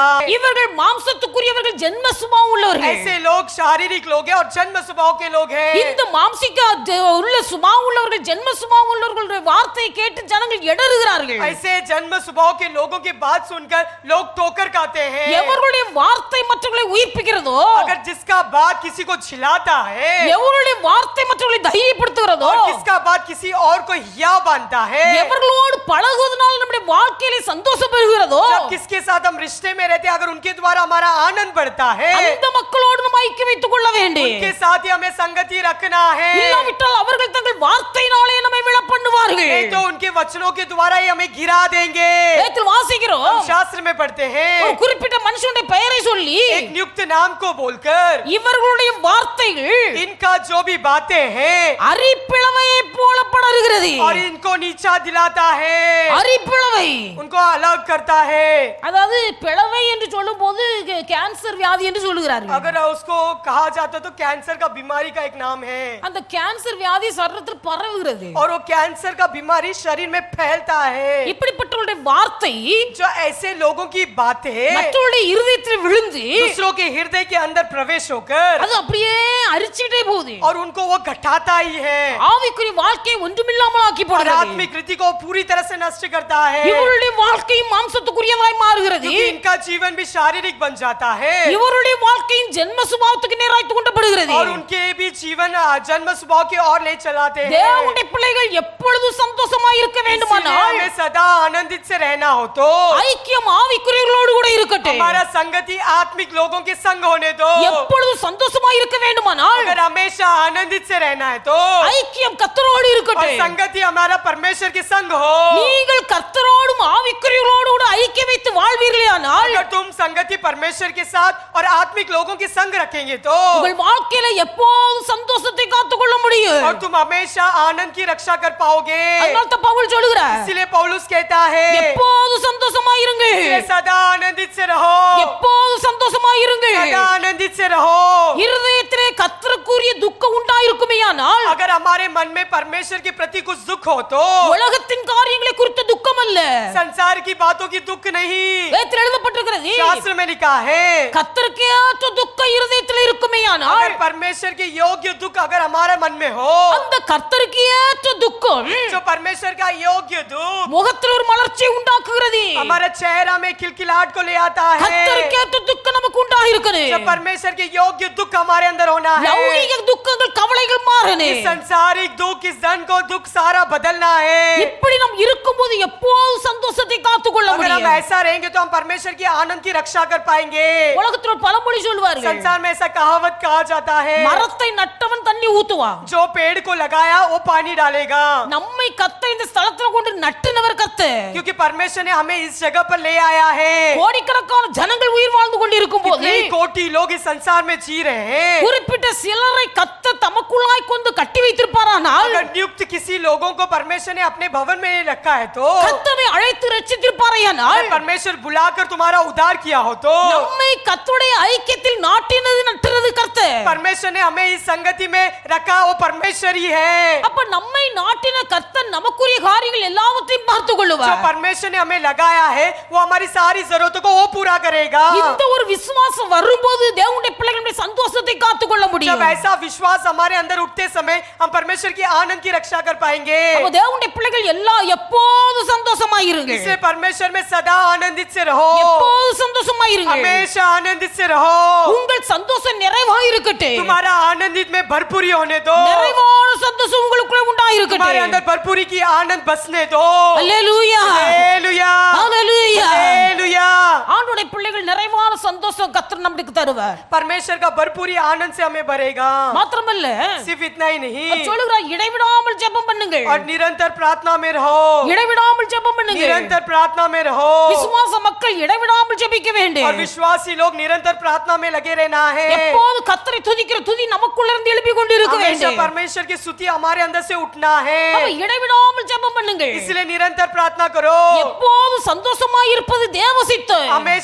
हमेशा आनंदित रहना ही परमेश्वर का इच्छा है। உங்க பிள்ளைகள் எப்போது சந்தோஷமாய் இருக்க வேண்டும் என்று நீங்கள் விரும்புகிறீர்கள். तुम अपने बच्चों को यही सोचते कि मेरे बच्चे हमेशा आनंदित से रहना है। உங்க பிள்ளைகள் துக்கமுகமாய் இருப்பதை நீங்கள் பார்க்க விரும்பவில்லை. तुम बच्चों को दुखी से देखना नहीं चाहते हो, இதை நீங்கள் விரும்புகிறீர்கள். इससे तुम चाहते हो, கர்த்தர் விரும்புகிறார். परंतु परमेश्वर भी यही चाहता है। என் பிள்ளைகள் எப்போது சந்தோஷமாய் मेरे இருக்கணும். बच्चे हमेशा आनंदित से रहना है, என் பிள்ளைகள் ஒருபோது துக்கமுகமாய் இருக்க और கூடாது. मेरे बच्चे कभी दुखित से नहीं होना है। நீங்கள் சந்தோஷமாய் இருப்பதுதான் அவருடைய விருப்பம். आप आनंदित से रहना ही परमेश्वर का इच्छा है। அவருடைய விருப்பத்தை நிறைவேற்றுவதுதான் சித்தம். उसका अगर आशा को पूरा करना ही इच्छा है। அப்ப எப்போது சந்தோஷமாய் இருப்பது ஒரு தேவ சித்தம். अगर हमेशा आनंदित रहना यही परमेश्वर का इच्छा है। நீங்க இடைவிடாமல் ஜெபம் பண்ணணும். निरंतर प्रार्थना में लगे रहना है, இடைவிடாமல் ஜெபம் பண்ணணும். निरंतर प्रार्थना करना है। அவருடைய பிள்ளைகளும் இடைவிடாமல் ஜெபிக்கும் போது கர்த்தர் கூடவே இருப்பார். जब हम निरंतर प्रार्थना में रहेंगे तो परमेश्वर हमारा संग रहेगा। உலகத்தின் எந்த ஒரு காரியத்துக்கு பின்னாடி கடந்து போக கூடாது. इस दुनिया की बातों के पीछे नहीं लगना, அப்ப இடைவிடாமல் ஜெபிக்க வேண்டும். निरंतर प्रार्थना करना है। சாத்ராக் மேஷாக் ஆபேத்நேகோ என்று மூன்று வாலிபர்கள் सात्राक मेशक और अबेदनगो जवान बच्चे, அவர்கள் பாபிலோன் தேசத்துக்கு சிறைபிடித்து கொண்டு वो போகப்பட்டார்கள். बेबीलोन देश में बंदी बनाकर ले गए। பாபிலோன் என்று சொன்னால் குழப்பம் நிறைந்த ஒரு பகுதி. और बाबिलोन कहा जाएगा तो पूरा गड़बड़ की परिस्थिति। அப்ப குழப்பம் நிறைந்த பகுதியாகி பாபிலோனுக்கு சிறைபிடித்து கொண்டு और போகப்படுகிறார்கள். बाबिलोन के देश में वो बंदी बनाकर ले गए। அப்படிப்பட்ட இடத்திலே போயிருந்தாலும் भले उस जगह पर जाने पर भी அங்கே ராஜா ஒரு பெரிய சிலையை உண்டாக்கி और இருக்கிறார். राजा ने एक बड़ा मूर्ति बनाकर அந்த தூரா என்கிற சமபூமியிலே ஒரு பெரிய சிலையை நிறுத்தி உண்டாக்கி और இருக்கிறார். तूरा नामक एक जगह पर एक बड़ा सा मूर्ति खड़ा किया। அந்த சிலைக்கு முன்பாடி எல்லாரும் விழுந்து தாழ விழுந்து வணங்க வேண்டும் என்று ஒரு சட்டத்தையும் பிறப்பித்தார். और ऐसा एक नियम निकाला कि उस मूर्ति को दंडवत करने के लिए அந்த சுரமண்டலம் வீணை எக்காலம் இதெல்லாம் தொடிக்கும் போது सारा वीणा जब बजाते समय ஜனங்கள் எல்லாரும் அந்த விக்கிரகத்துக்கு முன்னாடி தாழ விழுந்து और வணங்குகிறார்கள். सारे लोग उस मूर्ति के सामने दंडवत करने लगे। ஆனால் இந்த சாத்ராக் மேஷாக் ஆபேத்நேகோ என்ற மூன்று வாலிபர்களும் வணங்கவில்லை. परंतु ये सात्राक मेशक आबेद ने 3 जवान बच्चे नहीं दंडवत किए। இந்த செய்தி ராஜாவுக்கு அறிவிக்கப்படுகிறது. ये बातें राजा को बताया गया। ராஜா சொன்னார், राजा ने कहा, நீங்கள் சிலைக்கு முன்பாக விழுந்து வணங்கவில்லையா? अगर क्या तुम मूर्ति के सामने तुमने दंडवत नहीं किया, இப்பொழுது உங்களுக்கு இன்னொரு சந்தர்ப்பம் தருகிறேன். मैं और एक मौका तुमको देता हूँ। அந்த வீணை சுரமண்டலங்கள் எல்லாம் வாசிக்கப்படும் போது जब फिर से वीणा सब बजाते समय, அந்த கீத வாக்கியங்கள் வாசிக்கும் போது सारे अगर बातों को बजाते समय நீங்கள் தாழ விழுந்து வணங்க வேண்டும். तुम्हें पूरी तरह से दंडवत करना है। அந்த சாத்ராக் மேஷாக் ஆபேத்நேகோ சொல்லுகிறார்கள், तब सात्राक मेशक और आबेदनगो ने कहा, நாங்கள் ஆராதிக்கிற தேவன் எங்களை தப்புவிப்பார். हम जिसकी आराधना करते वो परमेश्वर हमें बचाएगा। நாங்கள் ஆராதிக்கிற தேவன் எங்களை தப்புவிப்பார். वो परमेश्वर हमें बचाएगा। ஒருவேளை அவர் எங்களை தப்புவியாமற் போனால் भले अगर वो हमें नहीं बचाए तो நாங்கள் இந்த சிலைக்கு முன்பாக வணங்குவதில்லை. हम इस मूर्ति के सामने दंडवत नहीं करेंगे। தேவனுடைய பிள்ளைகள் இடைவிடாமல் ஜெபிக்கிறவர்கள் எவர்களோ जो निरंतर प्रार्थना में रहते हैं அவர்கள் உலகத்தின் காரியத்துக்காக தலைவணங்க மாட்டார்கள். वो दुनिया की बातों के लिए अपने सिर नहीं दंडवत करेंगे। இன்றைக்கு अनेक நேரங்கள்ல आज बहुत समय पर உலகத்துக்கு ஏற்ற வேஷம் தரித்து தேவனுடைய பிள்ளைகள் கர்த்தரை விட்டு தூரமாய் போகக்கூடிய சூழ்நிலைகள் உருவாகிறது. वो लोगों लोगों के हिसाब से चलने पर और परमेश्वर से वो दूर हो जाते हैं। ஆண்டவருடைய பிள்ளைகள் நாம் இடைவிடாமல் ஜெபிக்க வேண்டும். हमें निरंतर प्रार्थना करना है। இடைவிடாமல் ஜெபிக்கிற ஒரு அனுபவம் நமக்குள்ள இருக்குமேயானால், निरंतर प्रार्थना करने का अनुभव अगर हमारे अंदर हो तो நிரந்தரமா இடைவிடாமல் முழங்கால நின்னு தான் ஜெபிக்கணும் அப்படின்னு ஒரு அவசியம் இல்ல. निरंतर या घुटने में रहकर ही प्रार्थना करना अवश्य नहीं है। நாம் ஜெபிப்பதற்கு குறிப்பிட்ட இடத்தை தெரிந்து கொண்டு நம் முழங்கால நின்று ஜெபிப்பது அவசியம். और हमें एक जगह को नियुक्त कर वहां घुटने में रहकर प्रार्थना करना अवश्य है। ஆனா 24 மணி நேரமும் முழங்கால நிக்கணும் அவசியம் இல்ல. परंतु 24 घंटा हमें घुटने में खड़ा रहना ये अवश्य नहीं है। நமக்கு வீட்ல பல வேலைகள் உண்டு. क्योंकि हमारे घरों में काम रहता है। ஆனா ஆண்டவருடைய பிள்ளைகள் அந்த வேலைகளுக்கு மத்தியிலேயும் इन कामों के बीचों में நம்முடைய இருதயம் கர்த்தரோடு கூட இருக்கணும். हमारा मन परमेश्वर के संग रहना है। நம்முடைய வேலைகளுக்கு மத்தியிலேயும் उस हमारे कामों के बीचों में நம்முடைய இருதயம் கர்த்தரோடு இருக்கணும். हमारा मन परमेश्वर के संग रहना है। நம்முடைய படிப்புக்கு மத்தியிலேயும் हमारे पढ़ाइयों के बीच में நம்முடைய இருதயம் கர்த்தரோடு கூட இருக்கணும். हमारा मन परमेश्वर के संग रहना है। நம்ம இருதயம் கர்த்தரோடு கூட जब இருக்கும்போது परमेश्वर के संग हमारा मन रहने पर கர்த்தரோடு பேசிக் கொண்டிருக்கிறோம். हमें परमेश्वर के साथ बातें करना है। கர்த்தரோடு பேசிக் கொண்டிருக்கிறோம். परमेश्वर से बातें करना है। தேவனுடைய பிள்ளைகள் அனுபவப்பட்டவர்கள் இந்த மேன்மையை உணர முடியும். जो अनुभव कर पाते हैं वही इसका प्रतिफल पा पाते நாம் हैं। இருந்தாலும் भले हम बैठेंगे तो भी, நாம் நடந்தாலும் हम चलने पर भी இருதயம் கர்த்தரோடு இருக்கும். हमारा मन परमेश्वर का संग रहना இந்த है। அனுபவத்தை பெற்றவர்கள் பாக்கியவான்கள் பாக்கியவதிகள். जो भी इस अनुभव को पाते हैं वो भले लोग हैं। சிலர் இருந்தாலும் எழுந்தாலும் அவருடைய இருதயம் உலகத்தை பற்றியே சிந்திச்சுக்கிட்டு இருக்கு. भले बैठने पर उठने पर इस संसार की बातों में उनका मन लगा रहता है। எதிர்காலம் எப்படி இருக்கும், मेरा भविष्य कैसा होगा, வருங்காலம் எப்படி இருக்கு, कैसा मेरा भविष्य रहेगा, பிள்ளைகளுடைய காரியம் எப்படி இருக்கு. बच्चों की बातें कैसे होंगे। தேவனுடைய பிள்ளைகள் ஒன்றுக்கு கவலைப்படாதீர்கள், எப்போதும் சந்தோஷமாய் இருங்கள் என்று சொன்னார். इसलिए परमेश्वर कहता है कि किसी बातों की चिंता मत करो, सारे बातों में आनंदित से रहो। எப்போதும் சந்தோஷமாய் இருங்கள், सदा आनंदित से रहो இடைவிடாமல் ஜெபம் பண்ணுங்க. और निरंतर प्रार्थना में लगे रहो। நீங்க இடைவிடாமல் ஜெபிப்பீர்களானால் अगर निरंतर प्रार्थना में रहेंगे तो உலகத்தின் காரியம் உங்களை மேற்கொள்ளாது. इस संसार की बातें तुम्हारे ऊपर नहीं होगा। மக்களுடைய பொறாமையின் ஆவி உங்கள் மேல் எரியாது. इन लोगों की जलन की नजर तुम्हारे ऊपर नहीं लगेगा மக்களுடைய வன்கணின் ஆவிகள் உங்கள் மீது பற்றாது. और लोगों की दुष्ट नजर तुम्हारे ऊपर नहीं लगेगा। இன்னைக்கு அநேகர் நினைக்கிறார்கள், आज बहुत लोग सोचते हैं, அவர்கள் பொறாமைப்படுகிறார்கள், वो लोग मेरे ऊपर जलते हैं அவர்கள் எரிச்சல் और அடைகிறார்கள், वो चलते हैं, அவங்க கண்ணு போட்டுட்டாங்க, उन्होंने मुझ पर नजर डाल दिया, அப்படி சொல்றாங்க. ऐसे कहते हैं। யாரு கண்ணு போட்டாலும், भले कोई भी नजर क्यों न डाले, யாரு भले பொறாமைப்பட்டாலும், कोई जलन क्यों किए, யார் எரிச்சல் அடைந்தாலும், अगर कोई हमारे प्रति अगर जला, இடைவிடாமல் எவர்கள் ஜெபிக்கிறார்களோ जो निरंतर प्रार्थना में लगे रहते हैं, அவர்களை எந்த ஒரு எரிச்சலும் நம்ம மேல் எரியாது. उनके ऊपर कोई भी जलन नहीं होगा। தேவனுடைய பிள்ளைகள் யார் பொறாமைப்பட்டாலும் நம்ம மேல் மேற்கொள்ள முடியாது. कोई भी अगर हमारे ऊपर जले तो भी वो नहीं होगा। யாரு கண் போட்டு எரிச்சல் பண்ணாலும் அந்த எரிச்சல் நம்மள தாக்காது. भले कोई भी हमारे ऊपर नजर डाले वो नजर हमें कुछ नहीं कर पाएगा। நீங்கள் இடைவிடாமல் ஜெபிக்கிறவளா இருந்தால் अगर तुम निरंतर प्रार्थना में रहेंगे तो உலகம் உங்களை மேற்கொள்ளாது. इस संसार तुम्हारे ऊपर नहीं होगा। குழப்பம் நிறைந்த பகுதியில் நீங்கள் இருந்தாலும், भले परिस्थिति अगर बहुत बेहाल हो, குழப்பம் நிறைந்த இடத்துல நீங்கள் இருந்தாலும், अगर तुम यहाँ वहाँ डगमगाते रहो, தேவனுடைய பிள்ளைகள் உங்க கால்கள் தடுமாற கத்தர் விட மாட்டார். परमेश्वर तुम्हारे पाँवों को डगमगाने नहीं देगा। அதனால தான் வேதத்துல வாசிக்கிறோம், इसलिए हम शास्त्र में पढ़ते हैं, கர்த்தருக்கு பிரியமானவன் परमेश्वर का जो प्रिय करता है, பாபிலோனிலும் தேவ சித்தம் செய்வான். भले वो बेबीलोन में रहने पर भी वो परमेश्वर का मकसद को पूरा करेगा। கர்த்தருக்கு பிரியமானவன் परमेश्वर का जो प्रिय करता है, குழப்பம் நிறைந்த பகுதியிலேயும், भले गड़बड़ परिस्थिति में भी, குழப்பம் நிறைந்த भले இடத்திலேயும் बेहाल परिस्थिति में भी தேவ சித்தம் செய்வார். परमेश्वर का मकसद को पूरा करेगा। தேவ சித்தம் என்ன? परमेश्वर का मकसद का मतलब क्या है? இடைவிடாமல் ஜெபிக்க வேண்டும் என்பதே தேவ சித்தம். निरंतर प्रार्थना में रहना ही परमेश्वर का मकसद है। அல்லேலூயா, हालेलुया, அல்லேலூயா. हालेलुया। தேவனுடைய பிள்ளைகள் இடைவிடாமல் இங்க ஜெபிக்கணும். इसलिए तुम्हें निरंतर प्रार्थना करना है। தேவ சமூகத்துல வந்து உட்கார்ந்தாலே भले परमेश्वर के सम्मुख पर आने पर भी ஆண்டுடைய பிள்ளைகள் अनेक தேவ சமூகத்திலே தூங்கி கொண்டிருக்கிறார்கள். आज बहुत लोग परमेश्वर के सम्मुख पर आने पर सोते हैं।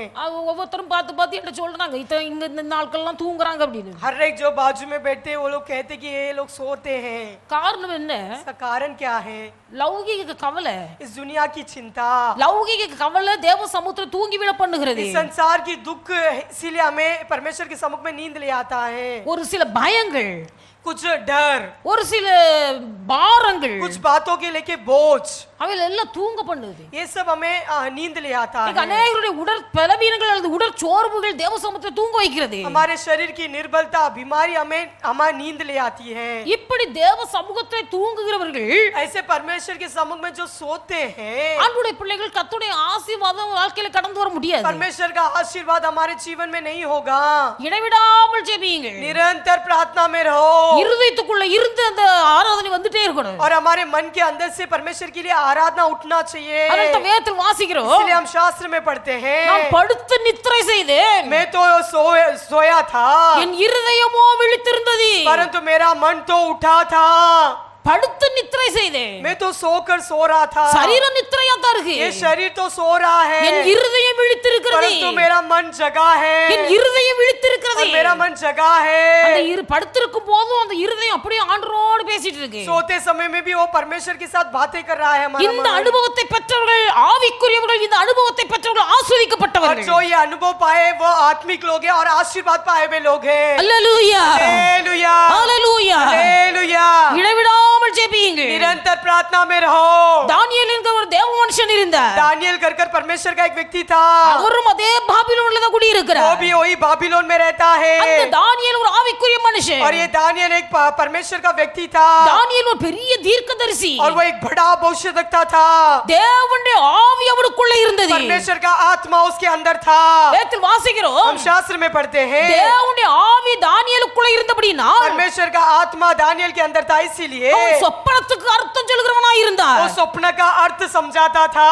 வருங்காரியங்களை குறித்த சொப்பனத்துக்கு அர்த்தம் சொல்லக்கூடிய ஒரு கிருபை பெற்றவனாய் இருந்தார். जो होने वाली बातों की अर्थ समझाने वाला उसके अंदर अनुग्रह था. கூட இருக்க மக்கள் எல்லாம் பார்க்கிறார்கள், उसके साथ रहने वाले सारे लोग देखते हैं, தானியேல் மீது ஒரு பொறாமை. उसके अंदर एक जलन, ஏன்னா இவன் தான் தானியேல் பாபிலோன் ராஜாவுக்கு சமூகத்திலே பெரியவனாய் இருக்கிறார். क्योंकि वो बाबिलोन राजा के सम्मुख में वो बड़ा व्यक्ति था. தானியேலுடைய காரியம் எல்லாம் ஜெயமாய் முடிகிறது. क्योंकि उसकी सारे बातों में जय मिलता था. ராஜா அவனை பெரிய ஸ்தானத்தில் உயர்த்தி और வைத்திருக்கிறார். राजा ने उसको एक बड़ा अधिकारी बनाकर रखा है. எல்லாருக்கும் பொறாமை. अभी सब जो देखने वाले उस पर जलते थे, தானியேல் எதை தொட்டாலும் ஆசீர்வாதமாய் இருக்கு. क्योंकि दानियल जिससे भी छूता था वो आशीर्वादित होता था. ராஜாவும் அவனை மேன்மைப்படுத்தி வைத்திருக்கிறார். और राजा भी उसको बहुत आदर मान देकर रखा है. ஏதாவது ஒரு விதத்துல அவனை குற்றம் சாட்டணும் ராஜா இடத்துல போய். भले किसी ना किसी बातों में उस पर दोष लगना चाहिए. அவனிடத்தில் குற்றம் கண்டுபிடிக்க முடியாய் வகை தேடி उस கொண்டிருக்கிறார்கள். पर दोष लगने के लिए कुछ बातें ढूंढ रहे थे, ஆனா அவனிடத்தில் வேற ஒரு குற்றத்தை காணவில்லை. परंतु उसमें से कोई भी दोष ही नहीं निकला, அவன் இடைவிடாமல் ஜெபிக்கிறார். क्योंकि वो निरंतर प्रार्थना करता था. எருசலேம் தேவனுடைய ஆலயத்துக்கு நேராக தன் ஜன்னல்களை திறந்து வைத்துக் கொண்டு वो यरूशलेम की ओर खुली अपने खिड़कियों को खोलकर அந்த ஆலயத்துக்கு நேராக தன் கரங்களை நீட்டி ஜெபிக்கிறார். और उस परमेश्वर के भवन की ओर खड़े रहकर प्रार्थना करता है, அந்த அளவுக்கு உனக்கு பெரிய விசுவாசம். क्योंकि उसके अंदर उतना ही बड़ा एक विश्वास. இவர்கள் பார்க்கிறார்கள், और ये लोग देखते हैं அவன் ஜெபிக்கிற விஷயத்தை தவிர அவனிடத்தில் வேற ஒரு குற்றத்தை காணவில்லை. प्रार्थना के अलावा और कोई दोष उसके अंदर नहीं है. இந்த ஜெபிக்கிற விஷயத்தில் அவனை குற்றம் கண்டுபிடிக்க வேண்டும். इस प्रार्थना के द्वारा उसमें से एक दोष उठाना है. ராஜாவிடத்தில் போய் சொன்னார்கள், राजा के पास अगर कहे तो, ராஜாவே हे राजा, இந்த ஒரு மாதம் வரைக்கும் एक पूरा महीना அரண்மனையில் இருக்க எல்லாரும் உம்மைத்தான் துதிக்கணும், ஆராதிக்கணும். जो भी महल में रहने वाले सिर्फ आपकी आराधना करना चाहिए அல்லது உம்மைத்தான் வணங்கணும். और तुम्हें ही दंडवत करना है. உம்மை வணங்காத யாரா இருந்தாலும் भले तुम्हें जो दंडवत नहीं करते, जो भी क्यों न हो, அவர்கள் சிங்க கேபிலே தூக்கி போட வேண்டும். उन्हें सिंह की माद में डालना है. ராஜாவும் சம்மதித்தார். और राजा ने भी अनुमति दे दिया அந்த பத்திரத்துக்கு கையெழுத்து போட்டார், और उसने उस पत्र पर हस्ताक्षर डाल दिया முத்திரையும் போட்டார். और मोहरा भी लगा दिया. இப்ப இந்த காரியங்கள் நடந்தது. अभी ये सारे बातें पूरे हुए. எவர்கள் தானியேல் மீது பொறாமை கொண்டு இப்படிப்பட்ட சட்டத்தை ராஜாவினால் உருவாக்க வைத்தார்களோ, जो व्यक्ति इस दानियल पर दोष लगाकर ऐसे नियमों को लेकर आए थे, இவர்கள் பார்த்து கொண்டே अभी ये இருக்கிறார்கள். लोग देख रहे हैं தானியேல் தான் முன்பு செய்து வந்தபடியே, दानियल जिस प्रकार उसने पहला कर रहा था, அதாவது ராஜாவினால் இந்த கட்டளை பிறப்பிக்கப்படுவதற்கு முன்பாக எப்படி 3 வேளை ஜெபித்தானோ, जिस प्रकार राजा के द्वारा निकलने वाले नियम के पहले जिस प्रकार उसने प्रार्थना किया, அப்படியே ராஜாவினால் இந்த கட்டளை பிறப்பிக்கப்பட்ட பிறகு वैसे ही जब राजा के द्वारा नियम निकलने के बाद भी தான் முன்பு செய்து வந்தபடியே जिस प्रकार उसको पहला कर रहा था, எருசலேம் தேவனுடைய ஆலயத்துக்கு நேராக தன் ஜன்னல்களை திறந்து திறந்து வைத்து एस्लेम की और खुली खिड़की खोलकर ஜெபிக்கிறார். प्रार्थना करता है। ராஜா இடத்துல போய் சொல்றாங்க, राजा के पास जाकर कहते हैं, ராஜாவே நீர் போட்ட சட்டத்தை இந்த தானியேல் மீறி விட்டார். राजा आपने जो डाला उस नियम को इस दानियल ने उल्लंघन किया, ஆனபடினால இவனை சிங்க கெபில தூக்கி போடணும். इसीलिए इसको सिंह के मन में डाल दो, சிங்க கோயில சிங்க கெபில போடணும். सिंहों के बीच में से डाल दो। வேதத்தில் வாசிக்கிறோம், हम शास्त्र में पढ़ते हैं, ராஜாவுக்கு இந்த காரியம் மிகுந்த வேதனை உண்டாக்கிறது. और राजा को ये बात बहुत वेदना दिलाया, இந்த சட்டத்தை மாற்றி அமைக்க முடியாது. क्योंकि इस नियम को फिर से बदला नहीं पाएगा, அவர் கையெழுத்து போட்டு இருக்கிறார், முத்திரை போட்டு இருக்கிறார். क्योंकि उसने अपना हस्ताक्षर डाल दिया और मोहरा भी लगाया है। அதனால மக்களுடைய வார்த்தையின்படியே इसलिए लोगों के कहने के अनुसार இவனை சிங்க கெபில தூக்கி போட சொன்னார். इसको सिंह के माथ में डाल दिया। வேதத்தில் வாசிக்கிறோம், हम शास्त्र में पढ़ते हैं, ராஜா அன்றைக்கு ராத்திரி முழுவதும் राजा उस रात भर சாப்பிடல, खाया नहीं தூங்கல. और सोया नहीं, கீத வாத்தியங்கள் ராஜாக்களுக்கு படுக்க தூங்குறதுக்கு முன்னாடி கீத வாத்தியங்கள் எல்லாம் வாசிக்கிறாங்க. और राजाओं के लिए सोने के लिए बहुत सारे गीत गाना लगाया जाता அந்த था। கீத வாத்தியங்களை வாசிக்க விடல. उस गाना को नहीं लगाया ராத்திரி முழுவதோட இருதயம் குழம்பிட்டு இருக்கு. और रात भर उसका मन वाफने लगा, எப்படா விடியோ, कब सुबह होगा, சிங்க கெபில போய் நான் தானியேலை பார்க்கிறேன். कब मैं सिंह के पास अब दानियल को देख पाऊं। விழித்திருக்கிறார், और उठा है, மன வேதனை, उसका मन में वेदना, காலமே எழும்பினார். बड़े सुबेरे उठा அந்த சிங்க கெபில இடத்துல போனார். और सिंह के माथ पर गया। வேதத்தில் வாசிக்கிறோம், शास्त्र में लिखा है, ராஜா அந்த சிங்க கெபில இடத்துல போய் राजा ने उस सिंह के मान पर जाकर மிகுந்த வேதனையோடு बहुत बड़े वेदना के साथ அங்க கேக்குறார், कहता है, தானியேலே, हे दानियल, ஜீவனுள்ள தேவனுடைய தாசனே, जो जीवित परमेश्वर की दास, நீ இடைவிடாமல் ஆராதிக்கிற உன் தேவன் जो तू नित्य उपासना करता है तेरा परमेश्वर, உன்னை சிங்கத்தின் கெபியில் இருந்து தப்புவிக்க வல்லவராய் இருந்தாரா? क्या तुझे इस सिंहों से बचाने के लिए वो सामर्थ बना? தேவனுடைய பிள்ளைகள் மற்றவர்கள் சொல்லுகிறார்கள், நீ ஆராதிக்கிற தேவன் ஜீவன் உள்ளவர். आप दूसरे लोग कहते हैं कि तू जिसकी आराधना करते हैं वो परमेश्वर जीवित परमेश्वर சிங்க है, கெபியில் இருந்து தானியேல் சத்தம் கொடுக்கிறார், और सिंह का मत से दानियल आवाज देता है, ராஜாவே, நான் இடைவிடாமல் ஆராதிக்கிற தேவன் என்னை சிங்கத்தின் வாய்க்கு தப்புவித்து பாதுகாத்தார். हे राजा, मेरा परमेश्वर जो नित्य उपास करता हूँ उसने मुझे सिंह से बचा रखा। கர்த்தர் தம்முடைய தூதனை அனுப்பி சிங்கத்தின் வாயை கட்டி போட்டார். परमेश्वर ने अपने दूत को भेजकर सिंह के मुंह को बांध डाला, ஏனென்றால் क्योंकि நான் தேவனுக்கு முன்பாக உமக்கு முன்பாக நான் உண்மையாய் இருக்கிறேன். क्योंकि मैं तेरे सामने और परमेश्वर के सामने निर्दोष हूँ। கர்த்தர் இந்த தானியேலை பாதுகாத்தார். परमेश्वर ने इस दानियल को बचाया। தேவனுடைய பிள்ளை, நீ இடைவிடாமல் ஜெபிக்கிறவனாய் இருந்தால் अगर हम निरंतर प्रार्थना में लगे रहेंगे तो உங்களுக்கு விரோதமாய் வாயை ஆயிரம் திறக்குடைய வாயை கட்டி போடுவார். जो तुम्हारे विरुद्ध शत्रु आकर कर मुंह खोलता है उनका मुंह को परमेश्वर बांध देगा। சிங்கம் எவனையாவது விழுங்கலாம் என்று சொல்லி கர்ச்சிக்கிற சிங்கத்தை போல சாத்தான் வலை வீசி தேடி திரிகிறார். क्योंकि सिंह के समान शैतान किसको अगर उगल चाहे कर कर वो घूमता है, சிறு இடம் கிடைத்தாலும், अगर उसमें से उसको छोटी सी भी जगह क्यों ना मिल ஒரு जाए, சின்ன குற்றம் இருந்தாலும் भले एक छोटा सा दोष क्यों ना रहे, சாத்தா அப்படியே தூக்கி விழுங்கிடுவான். शैतान हमें पूरी तरह से उगा लेगा। அதுக்காக சாத்தா இடம் தேடிக்கொண்டே இருக்கிறார். इसलिए शैतान हमारे लिए जगह ढूंढ रहा है, அந்த சாத்தான் உள்ளே நுழையாது இருக்க इसलिए शैतान हमारे अंदर भीतर प्रवेश न करते हुए தேவனுடைய பிள்ளைகள் இடைவிடாமல் நீங்கள் ஜெபிக்கணும். इसलिए तुम्हें निरंतर प्रार्थना में लगे रहना है। நீங்கள் இடைவிடாமல் ஜெபித்தால் अगर तुम निरंतर प्रार्थना में लगे रहेंगे तो ही சிங்கத்தின் வாயை கட்டி தானியேலை எப்படி பாதுகாத்தாரோ जिस प्रकार सिंह का मुंह को बांधकर परमेश्वर ने किस प्रकार दानियल की रक्षा की, உங்களுக்கு எதிராக எழும்புற சத்துருடைய வாயை கட்டுவார். वैसे तुम्हारे विरोध उठने वाले शत्रु का मुंह को भी बांधेगा। நியாயமில்லாமல் உங்களை குற்றத்தை சாட்டுகிறவருடைய வாயை जो கட்டுவார். न्याय के बिना तुम्हारे ऊपर दोष लगाते उनका मुंह को परमेश्वर बांधेगा। கர்த்தர் பாதுகாப்பார். परमेश्वर तुम्हारी रक्षा करेगा। ராஜா சொல்லுகிறார், राजा कहता है, தானியேலின் தேவனே தேவன், दानियल का परमेश्वर ही परमेश्वर है। இந்த தேவனுக்கு விரோதமாய் தூஷணம் பண்ணுகிறவர்கள் யாராய் இருந்தாலும் इस परमेश्वर के विरोध कोई भी दोष लगाते हैं அவருடைய வீடு எருக்கலமாக்கப்படும். और उनका घर जलाया जाएगा அவருடைய குடும்பம் முழுவதும் சிங்க கெபில தூக்கி और போடப்படும். उनका सारा परिवार इस सिंह के मध्य में डाला जाएगा। ராஜா சொல்லுகிறார், राजा कहता है, தானியேலின் தேவன் ஜீவனுள்ள தேவன், दानियल का परमेश्वर ही जीवित परमेश्वर है। தேவனுடைய பிள்ளைகள் விசுவாசிகளா இருக்கிறேன். हम विश्वासिया हैं। உங்கள் மூலமாய் தேவனுடைய நாமம் மகிமைப்படுகிறதா? क्या तुम्हारे द्वारा परमेश्वर की नाम महिमा हो रहा है? உங்கள் மூலமாய் தேவனுடைய நாமம் தூசிக்கப்படுகிறதா? क्या तुम्हारे द्वारा परमेश्वर का नाम निंदा हो रहा है? உங்களை பார்க்கிறவர்கள் கிறிஸ்துவுக்குள் கடந்து வருகிறார்களா? तुम्हें देखकर लोग मसीह के अंदर आते हैं? அல்லது உங்களை பார்க்கிறவர்கள் விலகி போகிறார்களா? क्या तुम्हें देखकर लोग हट जाते हैं? இன்னைக்கு அநேக கேக்குறாங்க आज बहुत लोग पूछते हैं சர்ச் எங்க இருக்கு चर्च कहाँ है। இன்ன இடத்துல இருக்கு हाँ इस जगह पर है। இந்த ஆளு உங்க சர்ச்சுக்கா வருது क्या ये व्यक्ति तुम्हारे चर्च में आता है। ஐயோ அந்த சர்ச் வேண்டாம் नहीं नहीं हमें वो चर्च नहीं चाहिए। நம் நிமித்தமா ஜனங்கள் கிறிஸ்துவண்டை வழி நடத்தப்பட வேண்டுமே அல்லாமல் हमारे द्वारा लोग मसीह में आना है। வருகிற ஆத்துமாக்கள் நம் நிமித்தம் தடைப்பட்டு போக கூடாது जो आने वाले लोग हमारे द्वारा वो रोके न जाए। இடைவிடாமல் கர்த்தரை நீங்கள் ஆராதிப்பீர்களானால் अगर निरंतर तुम परमेश्वर की आराधना करोगे तो சத்துரு உங்களுக்குள் நுழையாதபடிக்கு கர்த்தர் பாதுகாப்பார் शैतान तुम्हारे अंदर प्रवेश न होते हुए परमेश्वर रक्षा करेगा।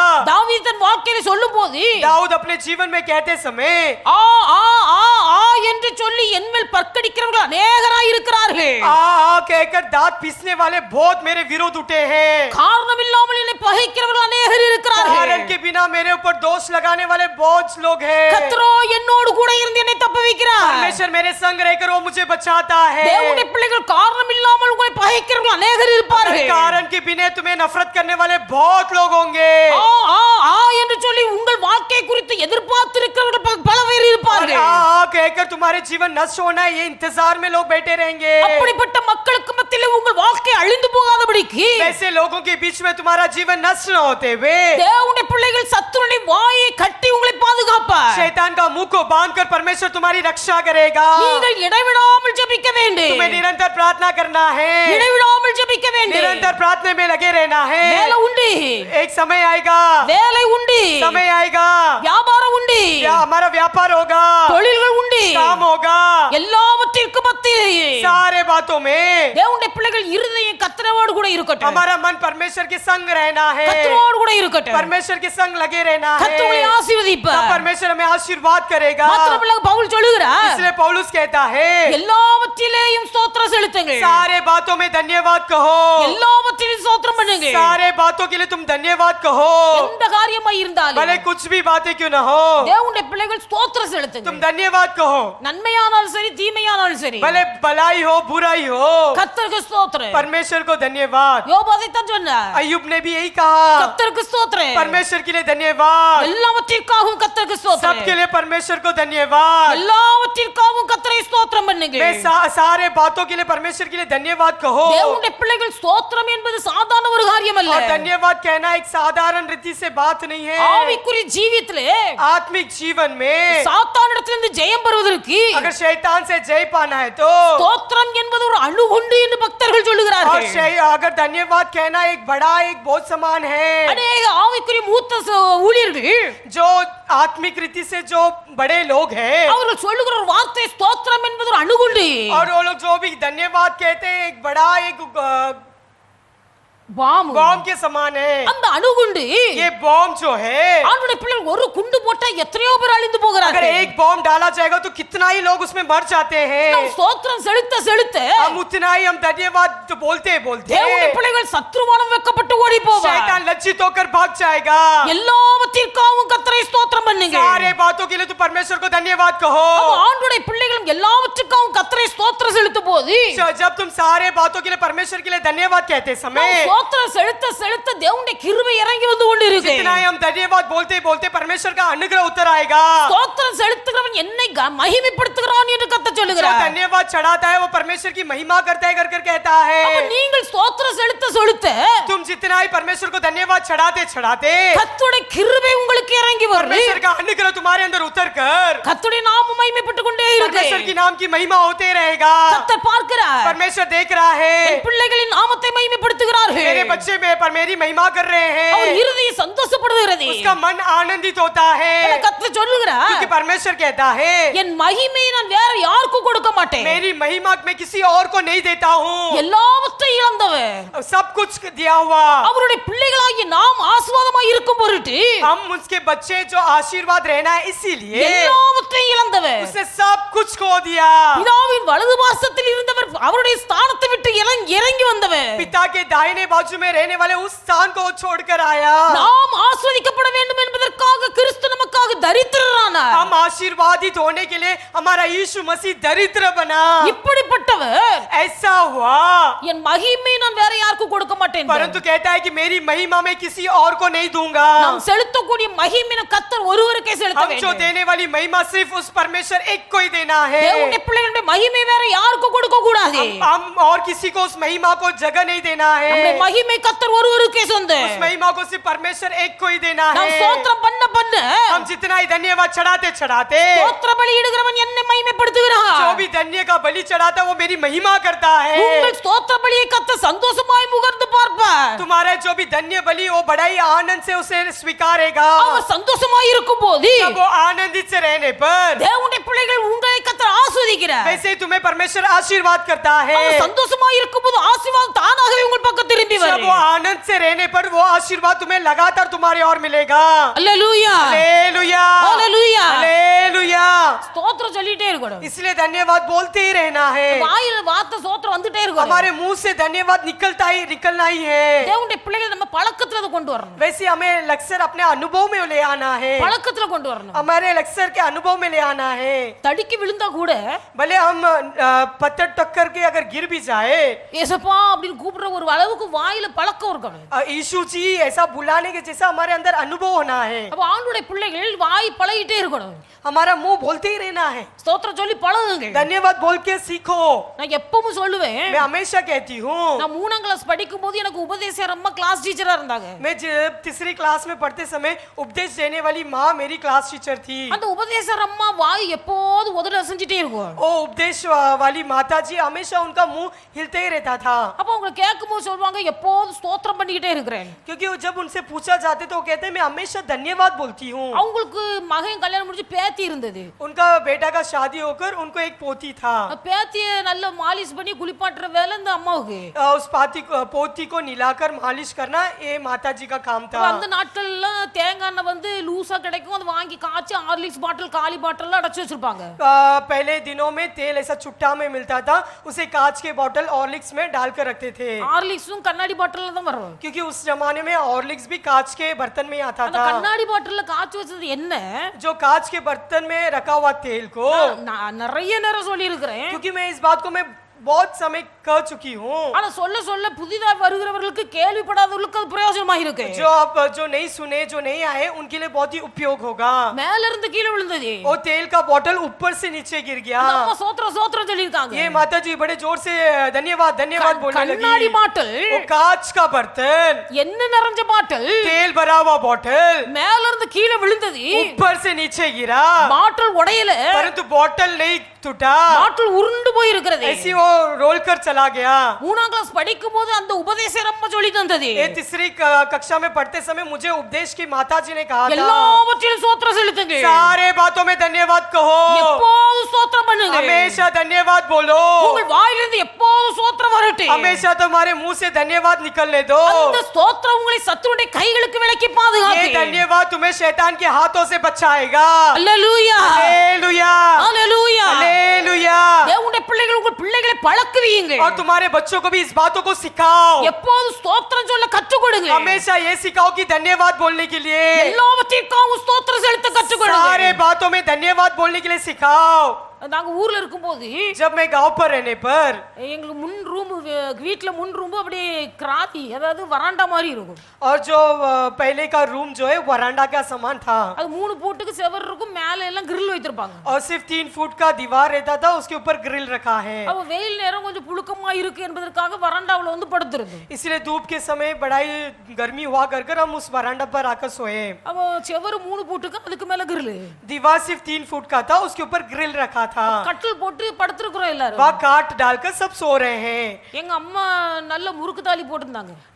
मेरी माता जी बड़ा अच्छा सोने का चेन डाली थी बड़ा, கல்லே வந்திருக்கான் வீட்டுல. और घर पर चोर आया था, அப்ப வீட்டை சுற்றி நல்ல சொரி மணல் மாதிரி நல்ல குருத்து மணக்கு.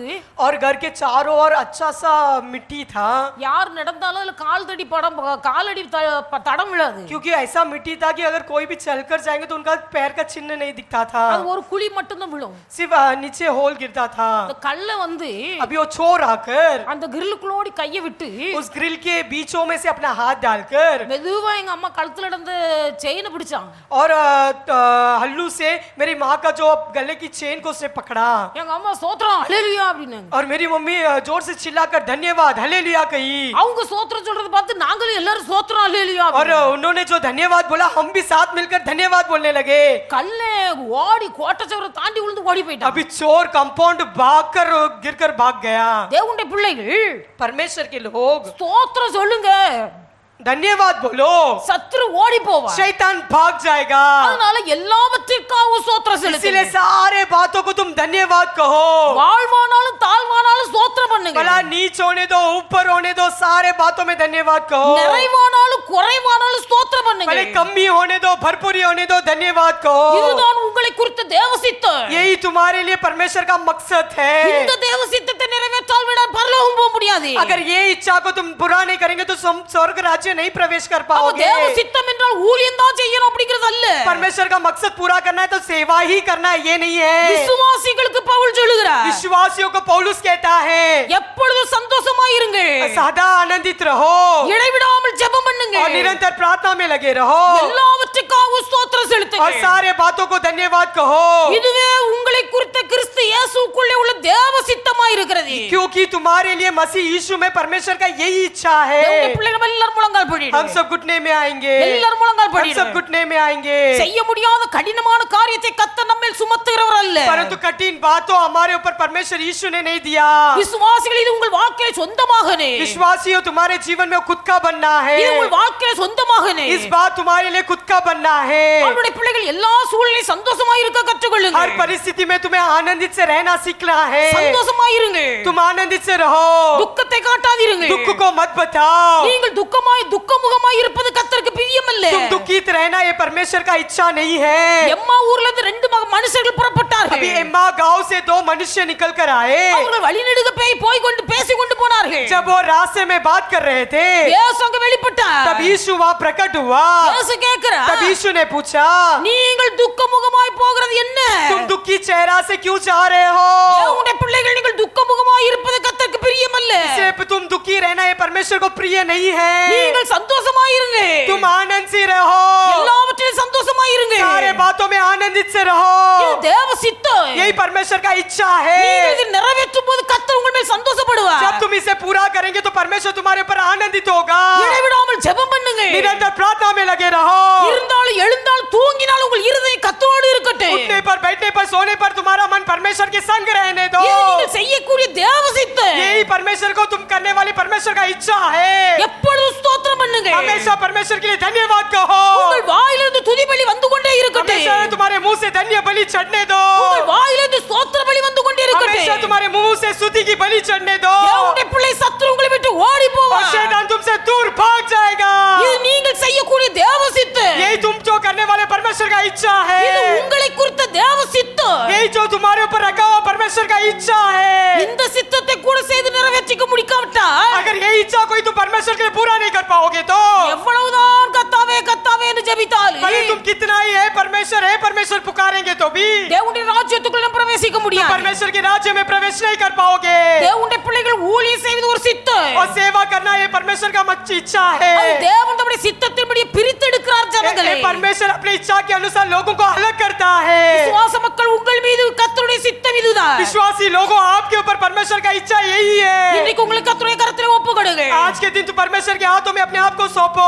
கர்த்தருடைய கரத்திலே உங்களை ஒப்புக்கொடுங்க तुम अपने आप को परमेश्वर के हाथों में सौंपो। நம்முடைய சுய முயற்சினால் எப்போது தேவனுடைய பிள்ளைகள் நாம் சந்தோஷமா இருக்க முடியாது हम खुद के मर्जी से खुद के प्रयास से हम हमेशा आनंदित नहीं रह पाएंगे। நம்முடைய சுய பலத்தினால் எப்பொழுது ஜெபித்துக் கொண்டு இருக்க முடியாது हम खुद के बल से हम हमेशा प्रार्थना नहीं कर पाएंगे। நம்முடைய சுய பலத்தினால் எல்லா சூழ்நிலையிலும் ஸ்தோத்திரம் பண்ணி கொண்டு இருக்க हम முடியாது खुद के बल से हमेशा परमेश्वर की स्तुति नहीं कर पाएंगे। ஆனால் உங்களுக்கு ஒரு விசுவாசம் கடந்து வரட்டும் परंतु तुम्हारे अंदर एक अच्छा विश्वास आने दो। கர்த்தர் எனக்குள்ள இருக்கிறார் परमेश्वर मेरे अंदर है நான் கர்த்தருக்குள் இருக்கிறேன் और मैं परमेश्वर के भीतर हूँ நான் கர்த்தருடைய கரத்தில் और இருக்கிறேன் मैं परमेश्वर के हाथों में हूँ। கர்த்தர் என்னை நடத்துகிறார் परमेश्वर मुझे चला रहा है நான் நடக்கிற பாதை கர்த்தர் அனுமதித்த பாதை और जिस मार्ग में मैं चल रहा हूँ परमेश्वर ने अनुमति किया நான் है போகிற பாதையை கர்த்தர் और मैं அறிந்திருக்கிறார் जिस मार्ग में चलता हूँ उस मार्ग को परमेश्वर जानता है। கர்த்தர் எனக்கு